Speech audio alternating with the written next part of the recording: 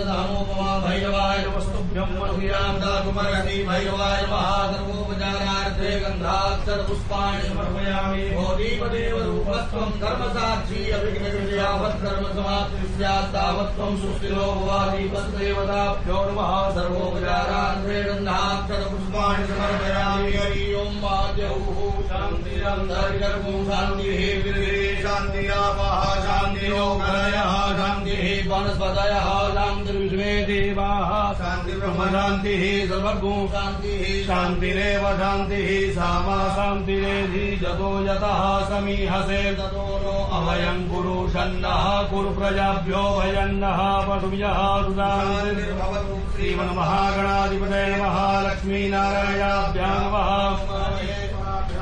मारी हिरण्यगर्भाभ्यां नमः। सती पुरन्दराभ्यां नमः। माता पितृचरणगुरुदेभ्यो नमः। इष्टदेवताभ्यो नमः। गुरुदेवताभ्यो नमः।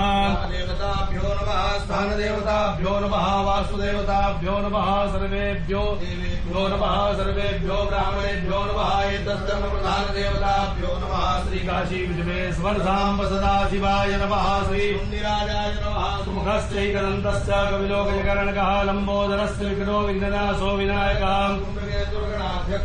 चन्द्रो गजाननाद्वादशैतानि नामानि अपठे शृणुयादपि विद्यारम्भे प्रवेशे निर्गमे तथा सङ्ग्रामे सङ्कटे चैव विघ्नस्तस्य